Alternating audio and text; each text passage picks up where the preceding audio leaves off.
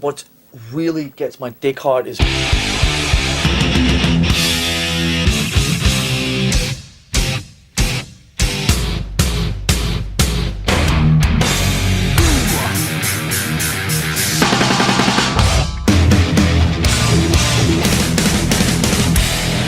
So fucking what?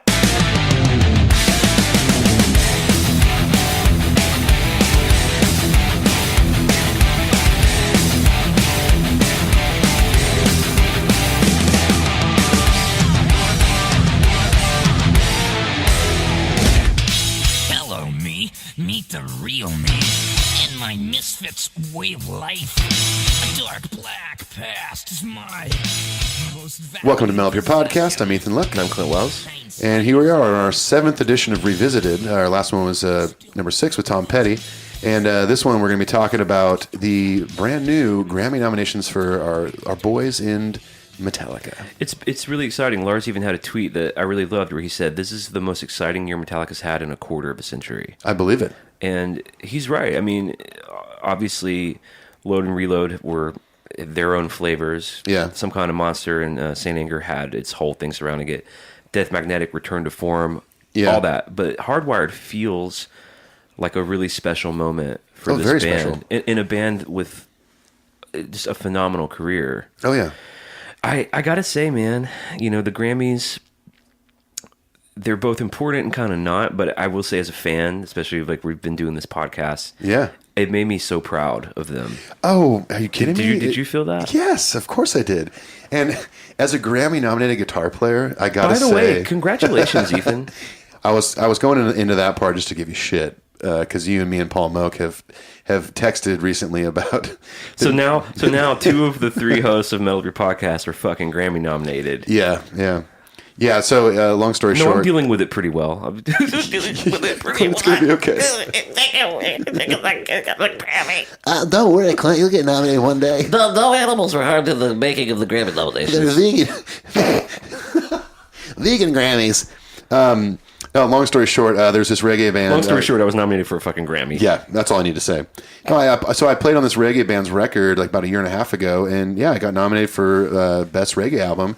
And it's up against like one of the Marley kids. This guy, Jay Boog, is a big reggae artist from Hawaii.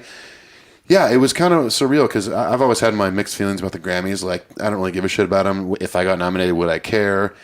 And then I got nominated. I mean, I'm part of the record, so technically I'm nominated. And I kind of care, I guess. Well, it's well-deserved, and needless to say, I'm really proud of you. I know all of our mutual friends are.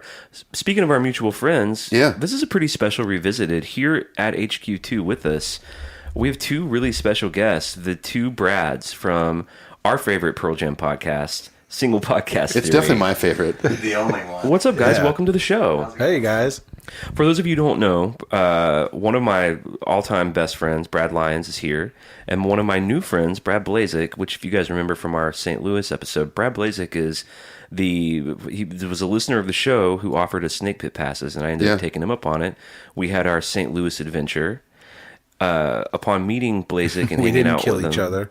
we weren't murderous cannibals or sex fiends. Wait, were we? Well, we haven't figured that out yet. Ruh-roh. But upon hanging out with Blazek that day, I learned that he was a massive Pearl Jam fan, as am I, as is Ethan. Yeah. And when my friend Brad Lyons was wanting to put together a Pearl Jam podcast, he needed a co-host, and I got these 2 connected, and now they have a show. You guys are on episode 18 or 19? Yeah, the next one will be 19. So these dudes are 3 months in. They've gotten a lot of traction. Their show is really great, and you've heard us, Ethan and I, mention it. Yeah, before. we've mentioned it a few times. We're gonna hear from them a little more later. They're also massive Metallica fans, which is why they're here today to talk with us about some sort of current news. So we're really stoked to have you dudes here. Thank you for being here. Thanks for having us. Yeah, I love it. We're gonna knock out some housekeeping. Yeah, just quick stuff. We're not doing emails as we don't ever do on the Revisited episodes, but let's just start with the socials. You can find us on all the crap: Facebook, Twitter, Instagram. Search Metal Up Your Podcast. You'll find us. If you want to email us, it's the best, most direct way to get a hold of us, metalupyourpodcastshow@gmail.com. And if you want to support the show in a financial way, you can visit us at patreon.com/metalupyourpodcast. And there's a lot of cool things, different tiers you can donate to. The most important and coolest, we think, being $5 and up will get you the cover EP that me and Clint have finished recording and is currently being mixed and will be in the hands of our patrons soon. So, yeah, 6 cover songs, 3 by me, 3 by Clint. And the only way to get it is through Patreon. It's cool, and like the more people that are getting on that ride, the more it's really becoming a special thing. And Yeah. Another thing that you guys may have noticed on the Michael Wagner interview that we did is we're opening up the Patreon to when we are able to have guests like what Michael Wagner on the show. We let our patrons ask them questions. Yeah. And we're going to start doing, I think in January, February, we're going to do a patron-only contest. Yep. Which, speaking of the contest, so as you guys know, we've been doing, we're doing a monthly contest where we, through the donations of our patrons, are able to buy 5 gifts that we are giving to our listeners. Yeah. All you have to do to receive one of the gifts is go over to iTunes, leave us a positive review. It only takes a second. It's the easiest thing you can possibly do in your day. It's the easiest thing you'll probably ever do in your whole terrible life. You could probably do that in less time than it takes to brush your teeth. Which I say... Assuming you brush your teeth. Assuming you do, yeah. I mean, I brush my teeth for about a minute and a half to 2 minutes. 17 times a day. Exactly, yeah. So, I mean, imagine the amount of reviews I could leave if I wasn't brushing my teeth. 17. Exactly. So we gave away our prizes. Now here's the deal: we gave everyone a week to claim them, and 3 of the 5 did claim their prizes. Yeah. Now 2 people didn't. One of them being the actual Master of Puppets Deluxe box Yeah. set. So if you're listening right now, that Big Daddy prize is still out there, ready to fall in your hands. Well, and we're gonna draw 2 names right now. So for the first prize is one of the things no one claimed were the 4 shot glasses: Justice for All, Yeah. Kill 'Em All, Ride the Lightning, and Master Puppets. Now, Ethan, you want to draw this one? I would love to, yeah. Skull Voss. Skull Vasse. All right, here we go. This is for the shot glasses for all you metalhead alcoholics out there. Unless you like to do shots of water, that's fine too. All right, I got one. These are the skinniest little pieces of paper. All right. This is, I believe it's Olyghost, Olyghost.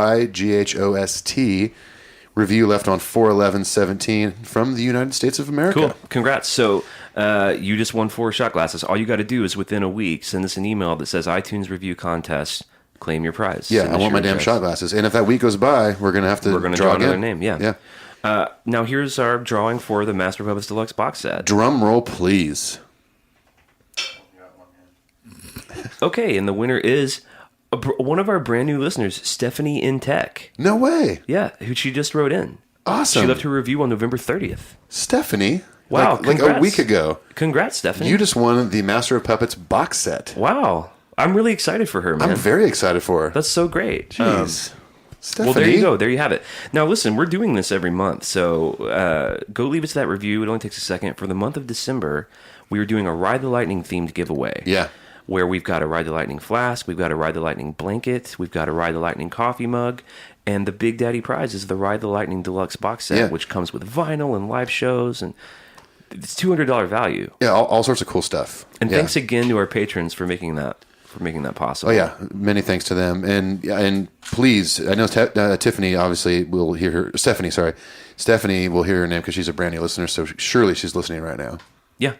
All right. So should we move into what we want to talk about? We kind of just wanted to camp out in some news stuff. Yeah, there's 2 big news things in Metallica world that have happened in the last few weeks. One being the Grammys, as we mentioned at the top of the show.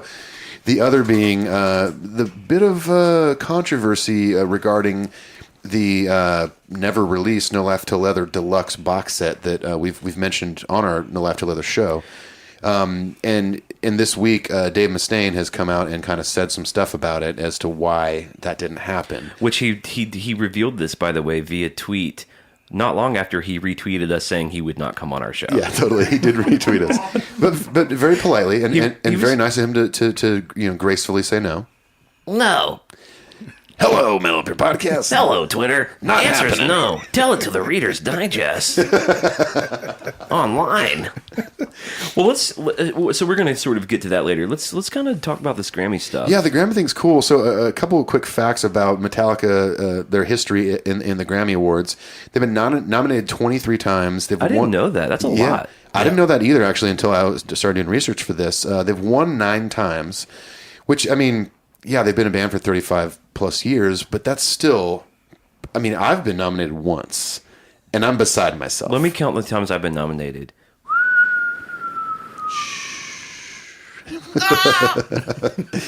But so That's 0. So they've won 9 times. So as everyone probably knows by now, the nominations this year are for Best Rock Album, Hardwired to Self-Destruct, and for Best Rock Song, Atlas Rise.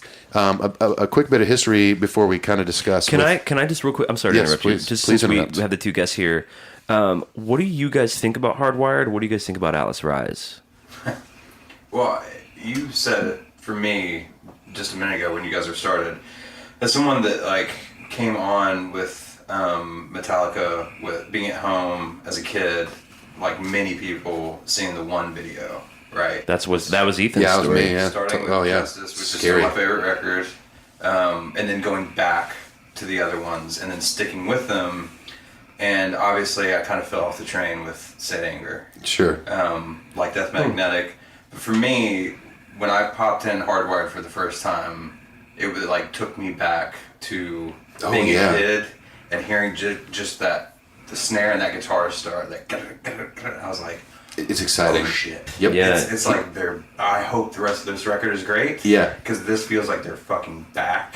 Oh, yeah, absolutely. And then I love this record. You know what I mean? I fucking love this record. Yeah. So I'm super psyched. What do you think, I do Blazer? too. I'm pretty much the same thing. Like, came on with Justice, listened to the first 3, and then kind of, I'm not saying I'm felt betrayed by the Black Album and Reload. Don't and be Load. one of the No, betrayed. I'm Come on, not, I don't Blazik. feel betrayed, but I definitely have a love for those first 4 Right. versus the 90s. Right. Sure. But like Brad said, like Hardwired, I fucking love it. And Atlas Rise is my favorite by a ton on that cool. album. I love it. Do you have a favorite song from Hardwired? Probably actually Atlas. I know you feel differently. I still love the song Hardwired. Okay, cool. Now That We're Dead, all that song. Yeah. Oh, yeah. Moth and the Flame. It's Those hard. the first 4 just are incredible to Oh, me. yeah. The first 4 Disc 1 in songs- general is kind of Yeah. a powerhouse. Yeah, Barn Burner's right out of the gate. Yeah. All right, cool. Maybe we can get a little more oriented with you guys as we talk about Metallica, but that Yeah. was a good intro. Now, Yeah. now we know where you fuckers stand on the current topic. All right, so you were going to go through notable nominations? Yeah, so we'll get into some more stuff about the current nominations this year, but I kind of made some notes on some notable nominations. Obviously, the most famous is the 1989 nomination for Best Hard Rock / Metal Performance, Vocal or Instrumental, for Injustice for All, and they lost, famously, to Jethro Tull. Boo. That was the year where, like, I even was reading some articles that were written back then about this, where it was audible of people, like, booing and Boo hiss. like clearly upset, like Jethro Tull, people best just hard rock people just metal. ripping their clothes. And, Oh, ripping their clothes, turning tables over, like throwing their $1,000 like plates of food on the stage. It was kicking their children. Yes, it was mayhem.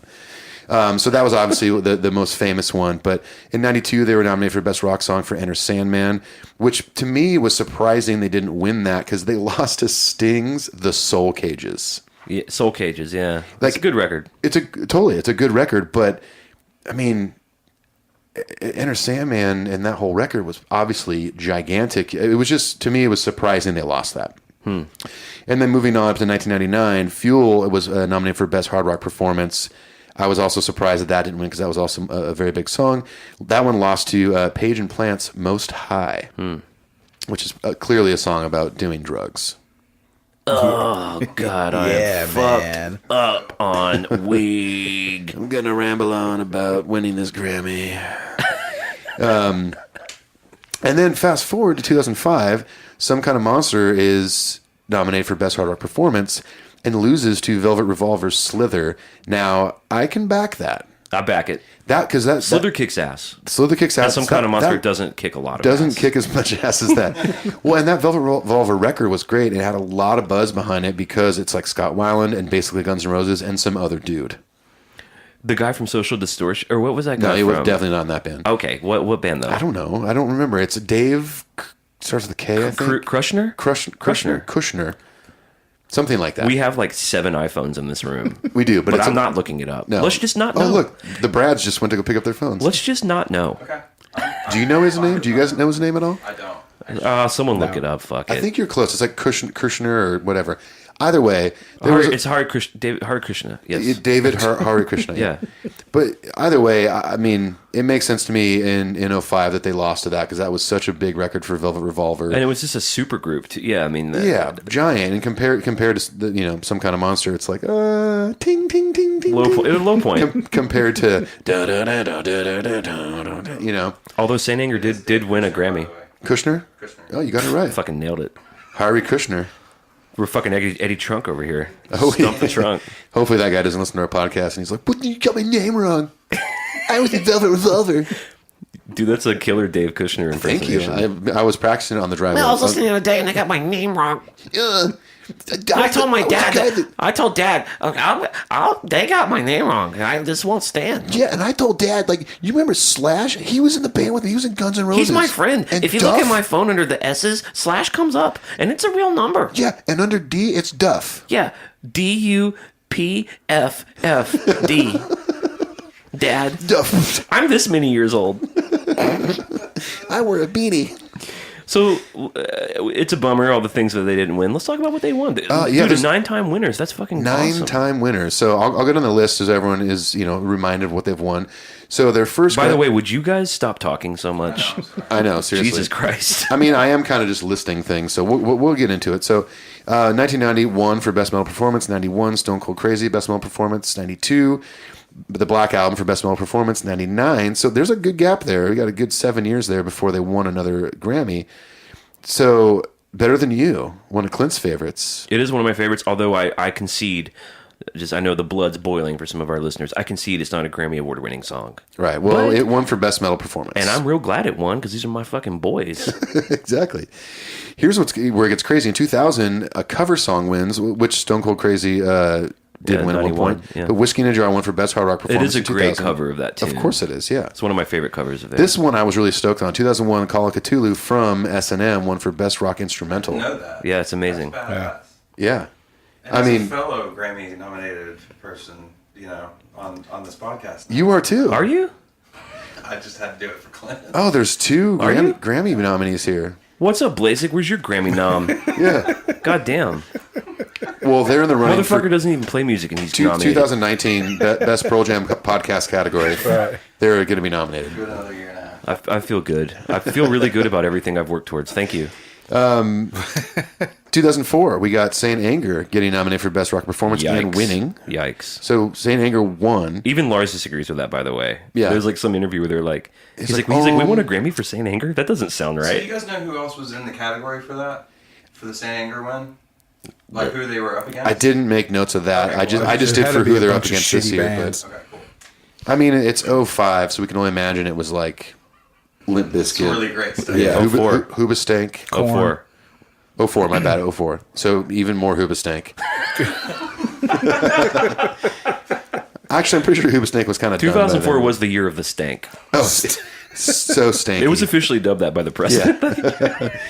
Yeah. And one of my favorite parts about this Grammy winner list is in 2009, 2 Grammy wins for Death Magnetic, one for Best Recorded Packaging and one for Best Metal Performance for My Apocalypse. I back it, 100%. Totally back it. I've got a question about, okay, And Justice for All in 89. That was the single or the record? Record. That was for the record. Okay. Was the song Injustice for All a single? That's why I'm asking. That's the longest release single one was, ever. I mean, technically one, you could call it the only single from that record because it was the only well, with that's the video. how did one, if they're both on the same album, how is it the next year? One Maybe was because up. of when they released the video, or Well, it's also if you go to 2017, Hardwired as a Song was nominated last year because of when they released the single. So I can't remember the exact dates of when the Grammy cutoff is. Right. But it's sometime okay, it's some red tape thing. So it's because Justice was released in time for 89, and then the single of One was released for 90.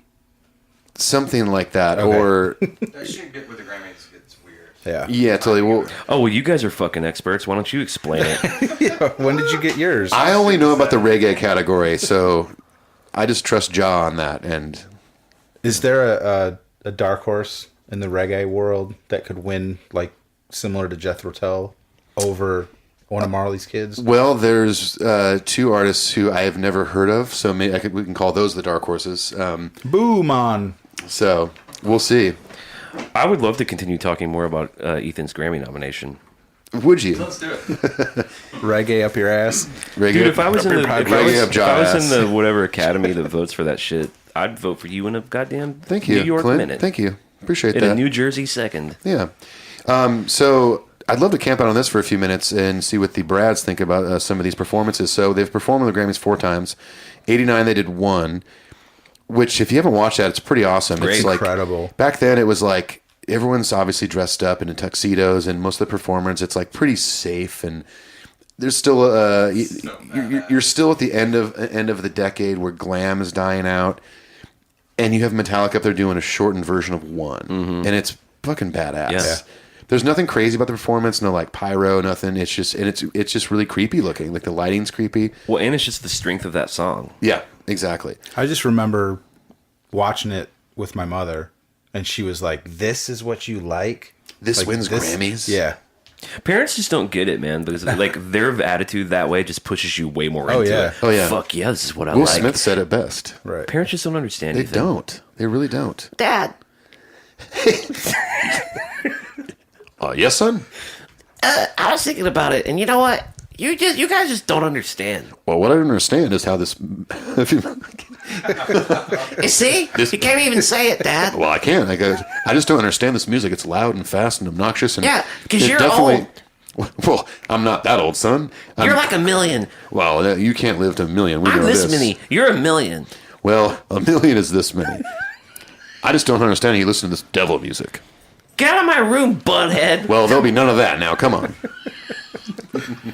Drop the leash, Dad.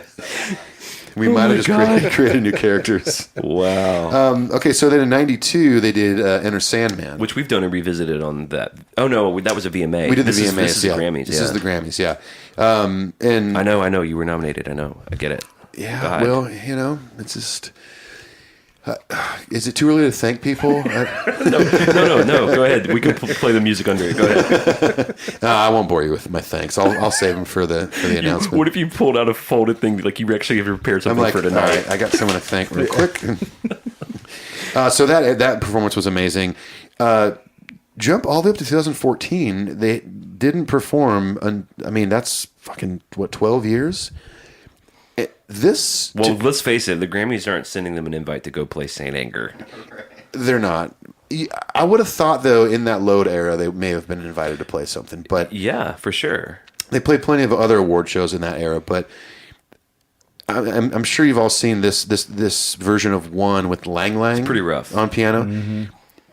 To me, the roughest part was Lang Lang's piano. He's obviously a brilliant piano player. It was so loud in the mix. Like when Yeah. the song started, and then with the when James started the ding ding ding ding, and he's playing stuff, I was like, "This is cool." Then once everyone came in and James started singing, it's like, "Okay, that's way too loud." Now that's too loud. Just turn it down. It's just a touch. And I don't know. I felt like the band was pretty on. Lars got a little sloppy McSlopperson on the machine gun part, Yeah. as he tends to do. What's new? Yeah. Yeah, but I thought the band was pretty tight overall. It was just that. But it's that live for TV mix. It's hard to get right. They don't have their normal team. It's the mix is kind of hot, and like you're saying, the Yeah. keys are hot, and it's I would just imagine someone in the broadcast truck would be like, "Whoa, piano! That's a little loud, Lang Lang. smoking that wacky weed in the truck. Too much of that piano." How does he do it, folks? How does he do it? How does he do it? Well, he stayed sober tonight so he could drive over here. That's one reason.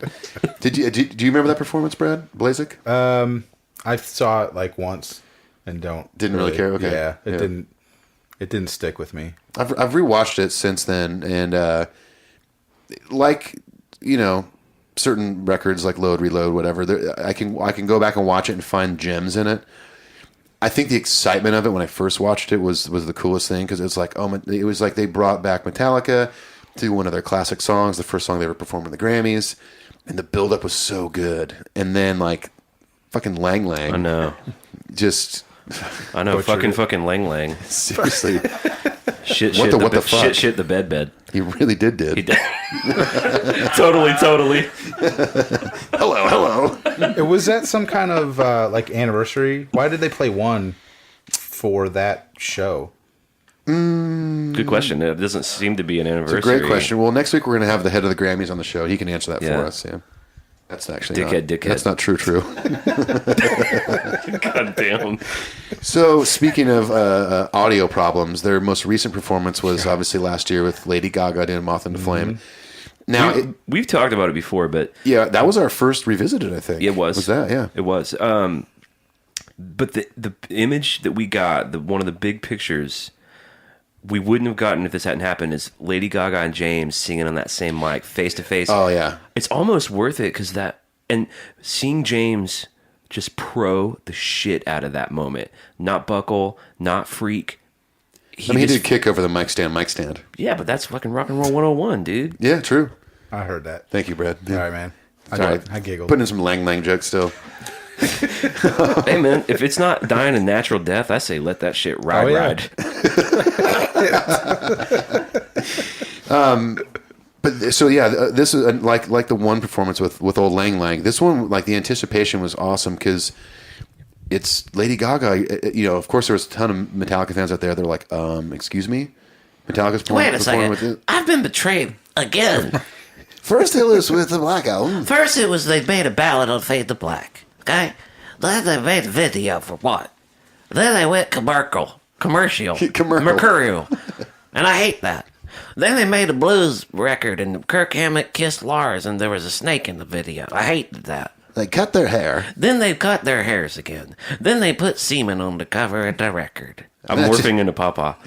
Then they played with the Goldern Symphony. And I hate that. That ain't metal. Then they made a Return to Thrash record, Saint Ganger. Those guys, the early thrash guys, they always like Saint Anger because they're like, well, it was a return to thrash. What? Yeah, it's fucking brutal, man. No, it wasn't. Return to. It's brutal. Oh, it's brutal.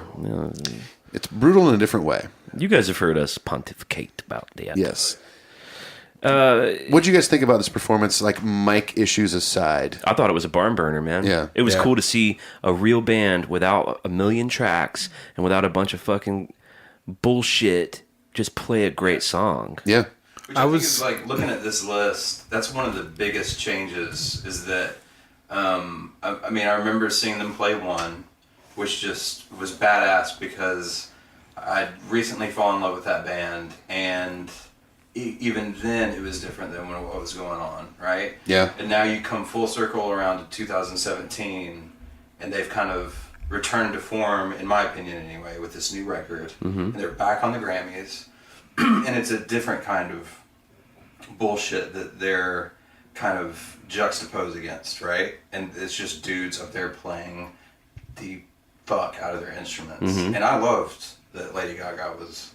I was excited about seeing what that was going to be. Well, yeah, I liked it too. I was like confused, like not like I'm betrayed, you know what I mean? But I was like, all Lady Gaga, like, all sanity's gonna be on you. yeah, yeah.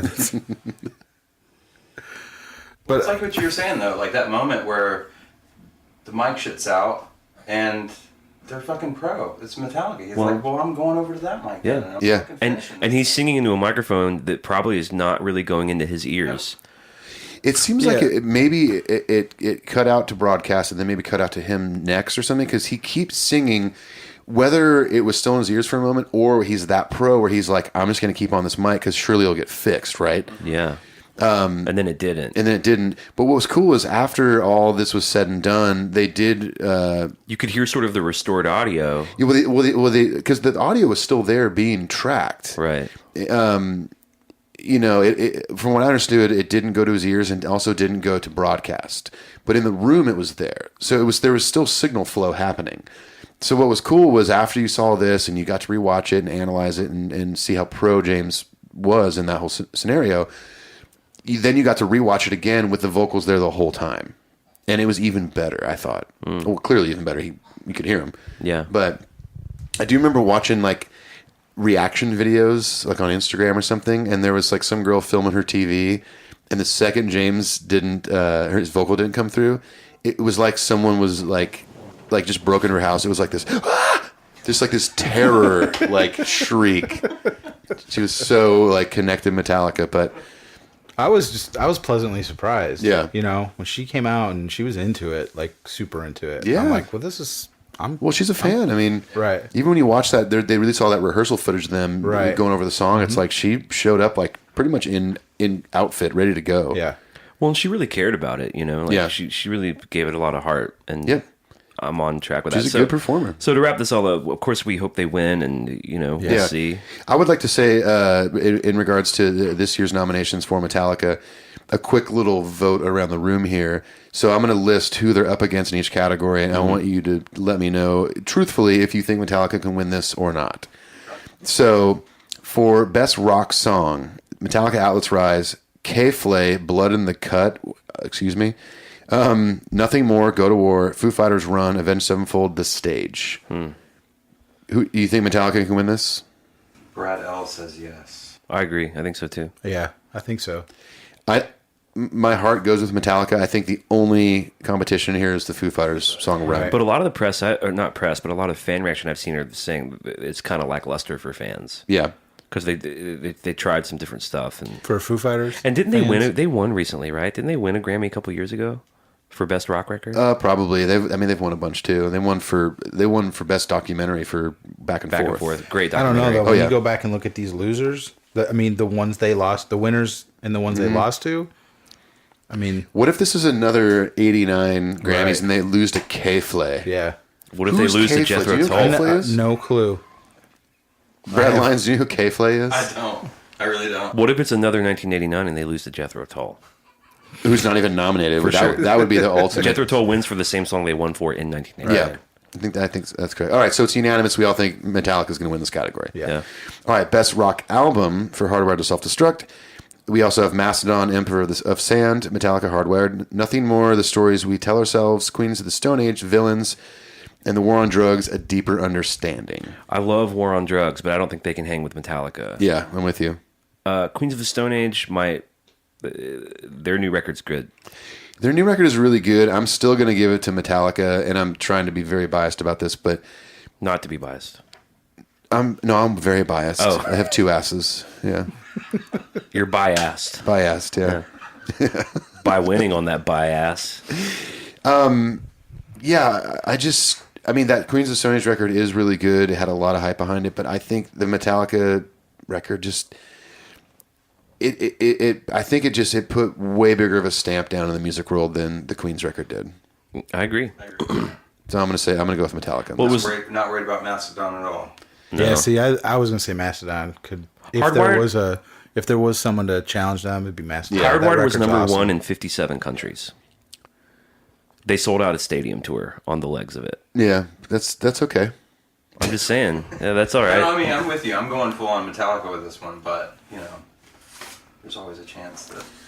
There's always a chance, but let's just... Yeah. So it's unanimous here at Metal Up Your Podcast and Single Podcast Theory that Metallica is going to take both categories. Dig it. Moving on.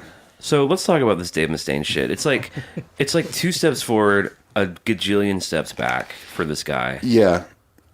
As much as over the years he's wanted to kind of get out of that shadow and finally be his own frontman, But his he's own man, his own his only musician. obstacle to that. I think nowadays he is. Yeah. He really is his own obstacle. I mean, he was in some kind of monster documentary, and of course it wasn't like completed because James wasn't there during the interview and all that stuff. But Well, this is not done yet because someone really important's not here. hey, Dave. Hello, Ethan. Good to see you, David. Always a pleasure. Hello, Single Podcast Theory. Tell it to the Reader's Digest. Hello. Nice story. Hello, Brad and Brad. It's kind of like Lang Lang. We got Brad.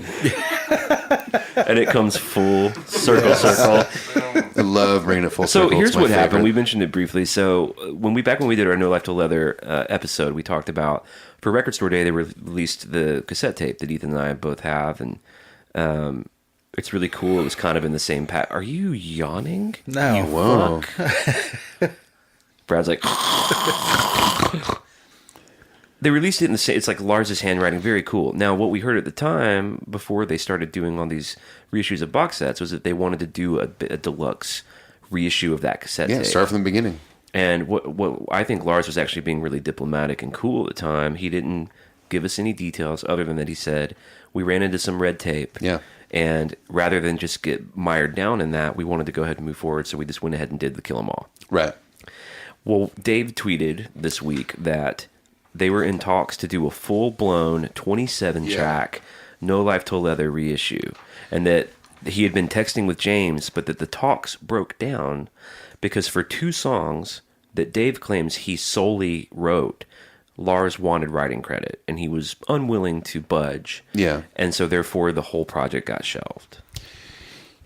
I mean, on one end, I'm kind of with Metallica in that they could have just taken those 2 tracks off. I think so, too. But they also, if they're going to release something like this, it's all or nothing. They're going to, they don't That's want the whole point of it. Right, exactly. Yeah, they want it to be historically accurate. Inclusive of everything. Exactly. Now, if I'm speaking for David Mustaine, I do understand as a songwriter that if you wrote something and like if I wrote the song and lyrics and all of a sudden Brad Lyons is like, well, let's put that out. I'm just going to take 10% of that or whatever percent. I'd be like, whoa, it's mine. Yeah. I understand Dave's point of view on this whole thing. I just wish there could have been some kind of compromise of some kind. But it's just confusing because they've already got the mechanics out on the tape. Yeah. They've already got Jump in the Fire.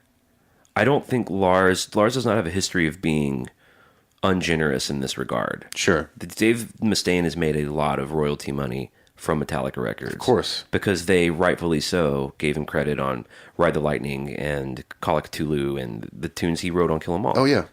I mean, Kirk played mostly all his solos. It just seems out of character. The dubious character here is Dave Mustaine, It not is, Lars yeah. Ulrich. It is. But can I ask for some clarification? No. Just ask a stupid No. question. So No. Next. So Dave is saying I wrote these 2 songs, 100%. Yeah, like Yeah. lyrics, music. But he didn't everything. say what 2 they are. Yeah. Okay, well, whatever. There's 2 songs. He's saying I wrote all these. Mm-hmm. Now Lars is saying, no, you didn't write them 100%, right. or Correct. there just needs to be a percentage going on here. I think He's actually disputing the writer ownership. I don't know if he's disputing that as much as he's just saying like maybe he's saying, hey, we're gonna do you another favor here and sell a shitload of these, and you're gonna make a lot of money off of it. I just want like a little bit of a percentage on these songs. According to the tweet, Dave says I wrote every note and word to. Right. So it should be all his, but I'm going to go with Dave. If that's the situation, that's why I wanted to clarify it. Yeah. Then Dave should get 100% of those 2 songs. Well, I think so. Are we going to take the word of the memory of a guy who was fired for alcohol intake from the band nicknamed Alcoholica? Sure. I understand. I mean, I see what you're saying. I also think, Dave is a very smart dude. Even when he was fucked up, he was still a very smart dude. And I don't think that the details of what any song he's ever written have ever like left his mind. Right. Well, he still thinks he deserves credit for Leper Messiah. Yeah. There you go. I'm definitely on Team Mustaine in that yes, you deserve 100% of these 2 songs if you actually did write that. Mm-hmm. Is it kind of lame of Lars on a release that's going to have 27 tracks to say I want a little bit on those 2? But that's what I'm saying is it doesn't add up to me for Lars to do it. I mean, in a controlling way, it makes a little bit of sense. I mean, Lars likes to have his hand in everything Metallica. And so if this is going to be released and put out to the world under the name Metallica, he wants a little piece of it. That's my thought. Well, what's interesting is that now that Dave's kind of thrown the gauntlet out, is Lars is going to get asked about it. Whatever next thing Lars does. Yeah. And so it'll be up to Lars to shed light on it or to... I don't see either of them backing down. I mean, Lars, in recent years with any kind of controversy, has played it pretty classy. Yeah. I don't think he's going to talk to the press and all of a sudden like be bad mouthing Dave. Especially over the last few years where they've really made amends and all this stuff. But Mustaine just throws his stuff on Twitter. I know. It's like, is that really necessary? He's like the Donald Trump of metal. Someone needs to take that. Thankfully, much smarter than Donald Trump. I would actually prefer a Mustaine presidency. Just in the sense of, hello, America. but just in the sense of like he spouts out a lot of shit on Twitter. He does, and I honestly think that that's kind of become like a bit of his character. Yeah, I think so. It's like he really spends a lot of time on Twitter and respond. He does like to just us, like Trump, as Trump does. But like he responded to us. I mean, he tries to like please everybody that reaches out to him. So like in these couple tweets he was talking about this, it's like maybe he just felt like, oh, I'm just going to clear the air here. Yeah. Now I wouldn't say like he really was a dick about this. I mean, the only thing that I thought was kind of like was like, I have the texts, I passed, but we're like one day away from him just like tweeting the texts, screenshots of it. Yeah, exactly. With James's home phone number. Yeah, totally. 1-800 ooh yeah. Ooh yeah. Now there was a quick little tweet to a fan before this big one came out, because the whole thing started with like somebody talking about Ron McGovney not being credited on the original No Life to Love the demo because Cliff was in the band, but Ron played on it. So Dave had tweeted, "Why on earth would Lars ever give anyone? Why on earth would Lars ever credit anyone properly?" So sick burn. I think he still has a little bit of that grudge of maybe not getting something from Leper bit. Messiah. Just a little bit. 30 years. 30 years. Yeah, I mean, I love Megadeth. I love Dave Mustaine. I've hung out with Dave Mustaine. He was nothing but sweet. Let me guess, you hung out at a fucking Grammy nomination party. No, it was a Grammy committee party that we're both a part of in the reggae category. Just imagining the sweating bullets reggae. Hello, man. Meet the real Ja. Rastafari. Oh, I hope that voice doesn't wake your daughter up. Too late. See, I'm with you. Like, I love Megadeth. Yeah. And I want to like Dave. We were talking about this, but he makes it so hard to with stuff like this, just like catty stuff like this. And he was on Jamie Joss's podcast, and Metallica did not come up at all. Okay. But at one point, he asked, would they ever consider working with a rap artist, because the other three of the big four all have. And he said something like, well, Megadeth is this, we do this, we would certainly never record Lulu. Oh, so he brought it up. Yeah, I mean... Yeah, you know why he wouldn't? Because someone as legendary as Lou Reed would never want to work with his ass. Ooh, face. Sick burn, Dave. Dave is, by the way, definitely never coming on the show after this episode. Well, motherfucker already said he wouldn't come. Publicly. Gloves are off. Yeah. Oh, he only tweeted like he only tweeted it to a few, 1 million fucking people. Exactly. Maybe we'll get some more followers out of it. What's up, Megadeth fans? Welcome. Sweating bullets. He's welcome on our show. I'm sure he might be a big Pearl Jam fan. He might, yeah. I don't think he's ever heard of Pearl Jam. Well, here's the deal. The story's going to unfold. I'm looking forward to sort of hearing what happens. And God knows, we all want to eventually get that No Life to Leather box set. Of course. God, it sounds amazing. I think it'll eventually happen. They'll settle on something. Whether it's Dave saying, whatever, take credit, or it's Lars saying, that's fine, take 100%. It's 2 songs of 27, dudes. Can we work something out? You know what they're going to do? They're going to offer Dave a couple snake pit passes. Totally. They're like, all right, how about the next time we play on the Grammys with Lang Lang, you can join us. Let us know what your thoughts are. metalupyourpodcastshow at gmail.com. Before we end this revisited, I wanted to let the Brads sort of explain a little bit about where you can find their show, kind of what their deal is. You guys up for that? Yeah, absolutely, man. So tell the good people what's up. So obviously we're an all Pearl Jam podcast. You can find us on, YouTube, Apple Podcasts. What is it? What's the Google one called? Is it Google Play? I think it's just in Google Play. Yeah. Google Play. Hold on. Let me Google it. Google. We're pretty active, just like you guys are or have been on things like Reddit, the official Pearl Jam forums. But yeah, it's a weekly thing, very, very similar to Clint and Ethan's podcast. We have a different topic every week. We're about 3 months in, so it's been going great, and you guys have been generous enough to kind of give us some shout outs on the show and definitely push some people towards us. Well, this is the last time. This is not happening again. Yeah. Let's really get it out. Let's really get it out. Yeah.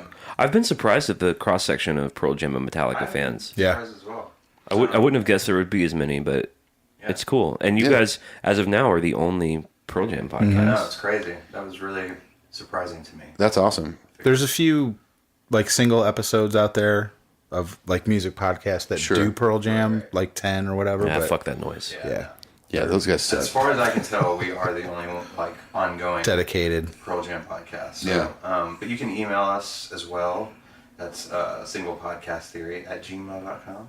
Am I missing anything? Well, of course, Instagram is at Single Podcast Theory, and then at Pearl Jam Podcast is our Twitter. There's a Facebook page Facebook as well. Just search Single Podcast Theory, and that's it. So. And you guys are doing this podcast.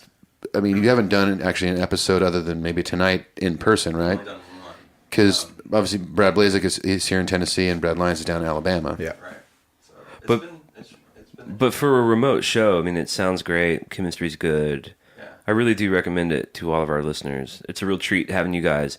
We want to have you on for a full-blown episode. We don't at some point in the future. So, and I, Clint Wells, am going to be on the next single podcast theory. This will be out Thursday. So Monday. The next Monday, yeah. We'll be out for No Code. So anyway, look for all that stuff. Thanks so much for hanging with us. Yeah. Thank you. metalupyourpodcastshow@gmail.com for your thoughts. Yeah, reach out to us. Go check out that Patreon. Go consider getting on the ride at that level with us, because we're working really hard to make it a special thing for people who go there. And of course, the iTunes review is just another way for us to give you guys shit. Yeah, and if you heard your name at the top of the show for the two unclaimed prizes, one being the Master Puppets box set, email us as soon as you can. We'll get that out to you. Yeah, and I guess that's it. Thanks to everyone for listening. Hope you enjoyed the Michael Wagner interview. We did. And I guess with that, we'll all say goodbye. I'm going to say peace. Adios. Peace. Later.